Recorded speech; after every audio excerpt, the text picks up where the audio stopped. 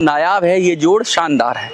तो ये जोड़ा तो हो गया, लेकिन इस जोड़े को क्या नाम दें, इस गठबंधन को क्या नाम दें, इस यात्रा को क्या नाम दें, इस विषय पर बात होनी है आज। ये यात्रा कैसे की जाए उस विषय पे बात होनी है, इस यात्रा को क्या नाम दें उस विषय पे बात होनी है, और इस यात्रा कहाँ से शुरू करें और कहाँ ख़त्म करें इस विषय पे बात होनी है। तो इन तीनों चीज़ों पे बात करके यात्रा का रूट भी हम आगे बनाएंगे, लेकिन कम से कम स्टार्टिंग और एंडिंग पॉइंट तो हम निर्धारित कर लें कि हम कहाँ से शुरू करें और कहाँ ख़त्म करें। तो ये सब चीज़ें ध्यान में रखते हुए आज की वीडियो, और आप इस वीडियो को ज़रूर देखिए और इस वीडियो से आप लोग जुड़े रहिए, ऐसे ही चैनल से जुड़े रहिए और ज़्यादा से ज़्यादा कमेंट करिए और अपना सहयोग भी देते रहिए। मैं आपसे आज कुछ और चीज़ें भी बताऊंगा इस वीडियो के अंदर कि हमें क्या क्या चीज़ों की आवश्यकता है और वो कैसे हमें मिल सकती हैं, क्या क्या रिक्वायरमेंट है और क्या क्या हमारे पास है, इस विषय पे भी चर्चा करेंगे। तो चलिए विधिवत शुरू करते हैं। सबसे पहली बात तो ये है कि यात्रा शुरू कहाँ से करें और एंड कहाँ से करें। तो शुरू का तो मेरे को सबसे अच्छा समझ में आता है, जो मुझे समझ में आता है कि वो दिल्ली से शुरू करनी चाहिए। तो जब हमने दिल्ली की बात की तो कुछ लोगों ने कहा इसे लाल किले से शुरू करो, कुछ लोगों ने कहा इसे इंडिया गेट से शुरू करो, कुछ लोगों ने कहा इसे संसद के पास से शुरू करो, कुछ लोगों ने कहा कि इसे यमुना नदी के पास से शुरू करो, और कुछ ऐसे ही लोग अलग अलग राय दे रहे थे। मैंने जो अपनी टीम से चर्चा की तो बहुत सारे लोगों ने चर्चा की कि इसे कहाँ से शुरू किया जाए, लेकिन मोटी बात जब निकल के आई तो सबने कहा कि इसे वहाँ से शुरू करो जहाँ पूरा देश अपनी आवाज़ कहने आता है। वो जगह कौन सी है? कुछ ने कहा वो जगह संसद है। तो मैंने कहा संसद में तो सांसद आवाज़ उठाते हैं, आम जनता तो आवाज़ उठाती नहीं है। तो आम जनता की आवाज़ कहाँ से उठती है? फिर लोगों ने कहा यार आम जनता की आवाज़ तो एक ही जगह से उठती है दिल्ली में, वो है जंतर मंतर। जब सरकारें नहीं सुनती, लोग नहीं सुनते और कहीं से कोई चारा नहीं होता तो व्यक्ति परेशान होकर कहाँ आता है? जंतर मंतर, धरना स्थल, राष्ट्रीय धरना स्थल। तो क्यों ना सबसे अच्छी शुरुआत यही हो सकती है कि इसे जंतर मंतर से शुरू किया जाए। तो हमने तो ये सोचा कि इसे दिल्ली में, और दिल्ली में भी जंतर मंतर से शुरू किया जाए। तो आपको क्या लगता है? आप इस कमेंट में ज़रूर लिखिए कि ये यात्रा कहाँ से शुरू की जाए। हमारी जो टीम और हमारे जो जुड़े हुए लोग हैं उन्होंने काफ़ी कहा, दिल्ली में तो सबकी सहमति है कि दिल्ली से शुरू की जाए, लेकिन दिल्ली में बहुत सारी जगह हैं, अलग अलग लोगों ने तर्क दिए हैं अलग अलग जगहों के लिए। लेकिन जो मोटी मोटी बात आ रही है कि इसे जंतर मंतर दिल्ली से शुरू किया जाए, क्योंकि यहीं सारे आंदोलन हो रहे हैं, ज़्यादातर होते हैं। आपको कोई और जगह लगती है तो ज़रूर कमेंट में लिख दीजिए। हमें ये लगता है कि ये दिल्ली के जंतर मंतर से शुरू की जाए। अब इसकी दूसरा पॉइंट कर लेते हैं कि ये ख़त्म कहाँ किया जाए इसे। बहुत से साथियों ने कहा कि इसे घुमाकर वापस दिल्ली पर ख़त्म किया जाए, पूरे देश में घूमे यात्रा और घूमने के बाद वापस इसे दिल्ली पर ही ख़त्म किया जा सके, जिससे संदेश मिलेगा कि सरकार ये काम नहीं कर रही है तो वापस हम घूम के आ गए। तो वो तो वही बात हो जाएगी, 9 दिन चले अढ़ाई कोस कि लौट के बुद्धू घर को आएगी, वापस दिल्ली आ गए। दिल्ली से निकली और दिल्ली आए तो फिर यात्रा कुछ लोगों ने ये कहा ये भी ठीक नहीं है। कुछ लोगों ने कहा इसे दक्षिण भारत में किया जाए और कुछ लोगों ने कहा इसे देश के सब तरफ किया जाए। फिर हम सब लोगों ने डिस्कस किया तो हमने कहा ये हम ज़्यादा एक्सपेंसेस तो कर नहीं सकते, तो ऐसा काम किया जाना चाहिए कि कम से कम समय में ज़्यादा से ज़्यादा अप्रोच हो सके। तो सबसे पहले ये तय हुआ है कि यात्रा का जो समय है लगभग 1 महीने रखा जाए। 1 महीने में जितना ज़्यादा से ज़्यादा हम एरिया कवर कर सकते हैं और वो भी धीरे धीरे चलकर वो किया जाए, और ये सब लोगों ने सहमति जता दी। कुछ लोगों ने कहा 1 महीने की जगह अगर 10-15 दिन और एक्स्ट्रा हो जाते हैं, 1.5 महीना भी हो जाता है तब भी ठीक है। तो मोटी बात ये हो गई है कि भाई यात्रा का समय तो निर्धारित हो गया है, लेकिन यात्रा का एंडिंग पॉइंट की बात अभी तक तय नहीं हो पा रही है। तो फिर मेरी समझ में तो ये है कि इसका एंडिंग पॉइंट वहाँ रखा जाए जहाँ सबसे ज़्यादा दर्द है इस चीज़ को। इसमें 2 चीज़ें तो होनी चाहिए। एक तो इस एंडिंग पॉइंट में मणिपुर ज़रूर होना चाहिए। मणिपुर के बगैर, क्योंकि मणिपुर इतना बड़ा मुद्दा है, अगर मणिपुर के अंदर ही हम इसे समाप्त करेंगे यात्रा को तो बहुत गहरा संदेश जाएगा और बहुत ज़्यादा जन समर्थन मिलेगा हमें। तो दिल्ली से चलकर मणिपुर पर ख़त्म करना है, इतना तो इस बात में तो मुझे लगता है कि किसी को कोई दिक्कत होनी नहीं चाहिए। तो यात्रा चले दिल्ली से और दिल्ली से चले तो कहाँ ख़त्म हो, मणिपुर में। लेकिन एक प्रदेश तो बहुत ज़रूरी जाना है जहाँ पेंशनर का सबसे ज़्यादा बोलबाला है, तो हमें वो प्रदेश, वो राज्य लगता है, मुझे लगता है कि महाराष्ट्र एक ऐसा राज्य है जिसके अंदर सबसे ज़्यादा पेंशनर्स हैं और सबसे ज़्यादा आंदोलन पेंशनर्स का महाराष्ट्र में ही हुआ है। तो मेरा ये मानना है कि यात्रा का जो भी प्लान हो उसमें महाराष्ट्र आना चाहिए, दिल्ली से तो शुरू करें और महाराष्ट्र भी आना चाहिए, और बाकी राज्यों से घूम के जितने हो सकें इस महीने की अवधि में, जो राज्यों में हमें सपोर्ट मिलता जाएगा, ज़्यादा लोग हमें हमारी यात्रा के साथ जुड़ने के लिए तैयार होंगे, उन राज्यों से हम घुमाएं। लेकिन इसका जो समापन है, हम चाहते हैं इसका समापन मणिपुर में हो और शुरुआत दिल्ली में हो, और महाराष्ट्र इसके बीच में आए। दिल्ली से चलें तो दिल्ली से चलेंगे तो हम पश्चिम की ओर चलेंगे, और फिर पश्चिम से फिर हम पूरब की ओर चलेंगे, या फिर दक्षिण की ओर जाकर फिर पूरब की ओर चलेंगे। इस तरह का कुछ प्लानिंग होना चाहिए। तो इसमें मुझे लगता है काफ़ी बड़ा एरिया कवर हो सकता है। शायद हम उत्तर भारत में ना जाएं, हम शायद कश्मीर में ना जाएं। कश्मीर से भी बहुत लोगों ने कहा कि आ जाओ। अगर कश्मीर रूट में पड़ता है, हमारा बजट होता है, तो हम शायद कश्मीर की तरफ ना जा पाएँ, या शायद हम पंजाब को मिस कर दें जहाँ बहुत सारे लोग हैं, ऐसा मुझे लगता है। लेकिन अगर हमें वहाँ से भी समर्थन मिलता है और ज़्यादा हमें शक्ति मिलती है, हमारा बजट करता है, तो हम पंजाब भी जाना चाहते हैं, हम कश्मीर भी जाना चाहते हैं, हम उत्तराखंड भी जाना चाहते हैं, हम हिमाचल भी जाना चाहते हैं। लेकिन ये कुछ 4-5 जो राज्य मैं बोल रहा हूँ, ये बड़ा मुश्किल हो रहा है। कल बात हुई थी कि भाई झारखंड आप शब्द नहीं बोलते हैं मनोज भाई, छत्तीसगढ़ और झारखंड शब्द नहीं बोलते हैं, अपनी वीडियो बनाते हैं। तो देखिए, यूपी से अलग हुआ तो उत्तराखंड बना, बिहार से निकला तो झारखंड बना, मध्य प्रदेश से निकला तो छत्तीसगढ़ बना। आज मैं इन तीनों राज्यों के लोगों को और तेलंगाना के राज्यों को कहना चाहता हूँ, मैंने आपका स्पेशली नाम लिया है। हम चाहते हैं कि हम यहाँ से भी गुजरें, इधर भी हमारी यात्रा जाए। तो कहने का मतलब ये हुआ कि हमने ये तय कर लिया कि यात्रा का समय कितना है, हमने लगभग ये, इस पे आप भी अपनी कमेंट दीजिए। ये मैं अपनी तरफ से बता रहा हूँ जो हमारी टीम ने जो अब तक डिस्कस किया है। लेकिन क्या हम सही हैं? क्या हमें स्टार्टिंग पॉइंट जंतर मंतर रखना चाहिए? क्या हमें एंडिंग पॉइंट इम्फाल वैली में रखना चाहिए, मणिपुर के अंदर? ये चीज़ें आप सब लोग डिस्कस करिए और ये हमें बताइए कि इससे क्या मैसेज जाएगा। तो ये बहुत बड़ी बात है। अब कुछ लोगों ने कहा कि भाई भारत जोड़ो यात्रा भी हुई थी, उन लोगों ने तो पैदल किया था।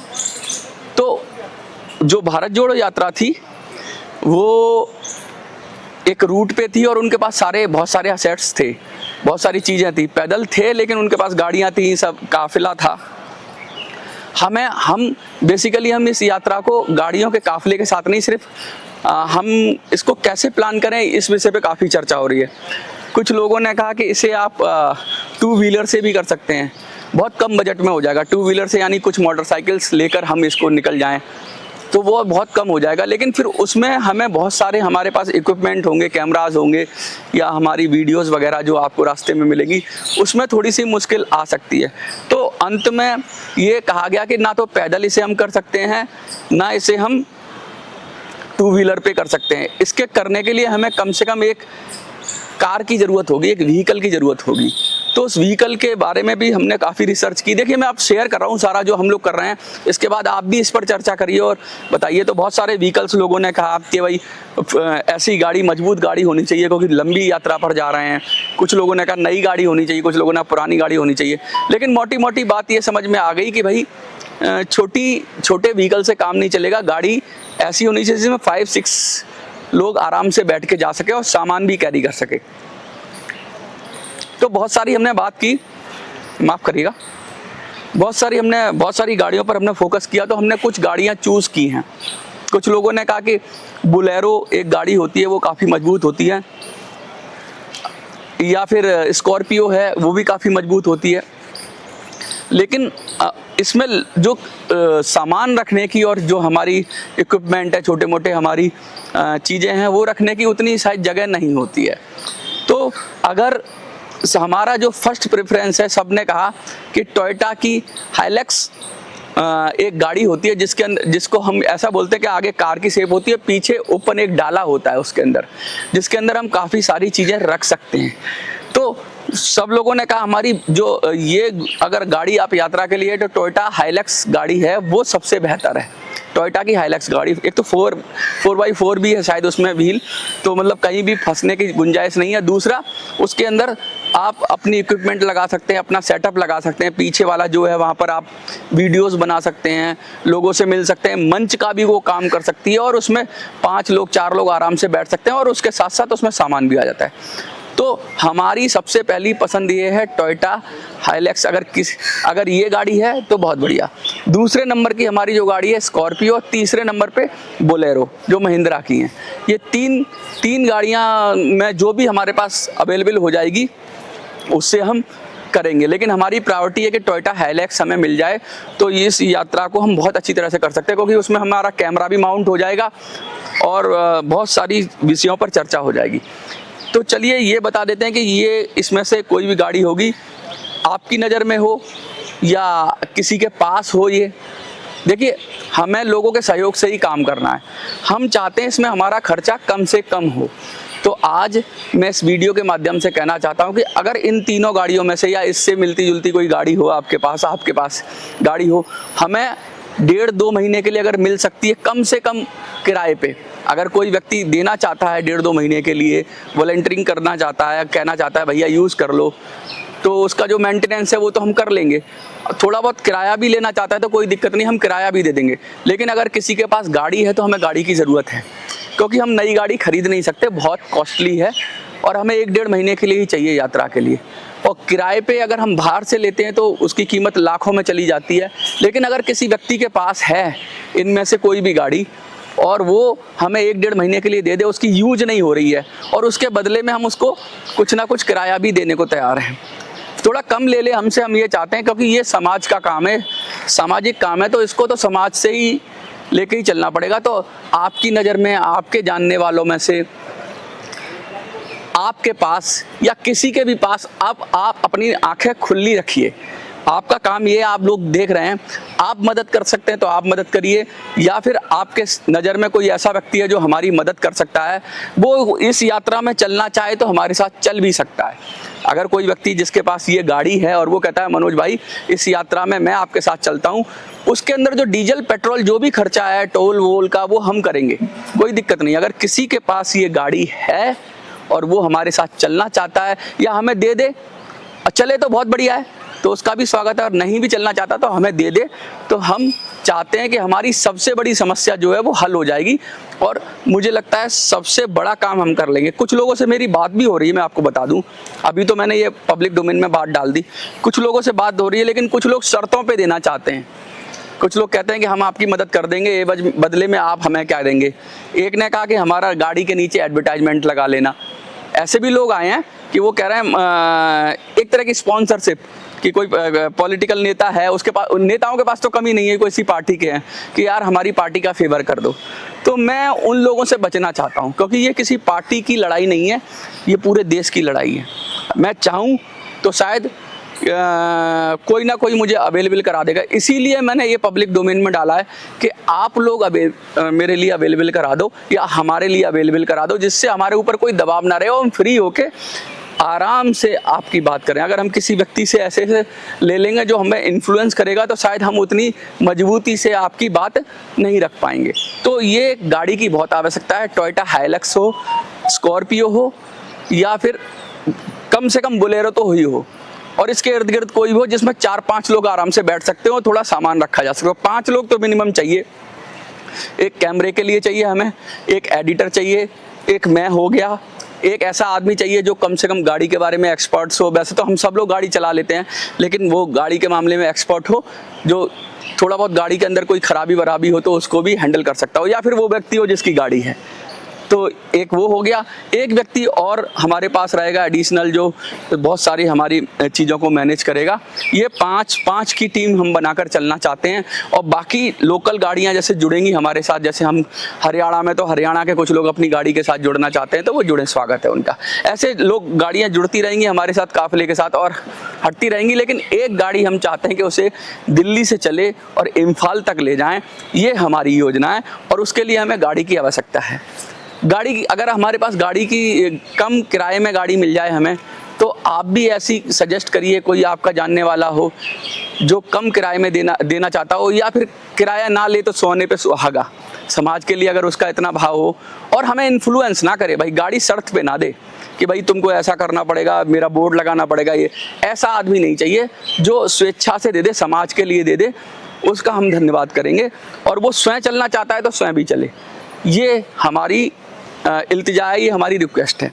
इसके अलावा मैं ये चाहता हूँ कि देखिए इसके अंदर किस तरीके से होगा। ये दिल्ली के अंदर तो अभी बरसात काफ़ी चल रही है, लेकिन अब हम सोच रहे हैं कि इसको 15 अगस्त के बाद ही शुरू किया जाए, क्योंकि थोड़ी बरसात भी कम हो जाएगी और मौसम भी ठीक हो जाएगा। और इसमें मैंने बता ही दिया कि महाराष्ट्र भी कवर करेंगे हम। तो महाराष्ट्र जाएंगे तो मुझे लगता है रूट तो बड़ा ही होने वाला है, 1 महीना तो लगेगा ही लगेगा। अब इसमें एक चीज़ और है, मैं बहुत सारी बातें करता हूँ आपसे, लेकिन मैं ये यात्रा से हम क्या करेंगे। यात्रा के जरिए हम अलग अलग जगहों पर जाएंगे और एक विषय को, जैसे मणिपुर का विषय है, उसको समझाते हुए चलेंगे। तो एक पूरी सीरीज बनाएंगे। और सीरीज कैसे बनाएंगे, हम गुजरात में जा रहे हैं या महाराष्ट्र में जा रहे हैं तो जिस जगह पे जा रहे हैं उस जगह के बारे में बताएंगे। आपने बहुत सारी ब्लॉगिंग देखी होगी जिसमें लोग एक जगह से दूसरी जगह जाते हैं और वो घूम के उस जगह को एक्सप्लोर करते हैं, उस जगह को बताते हैं।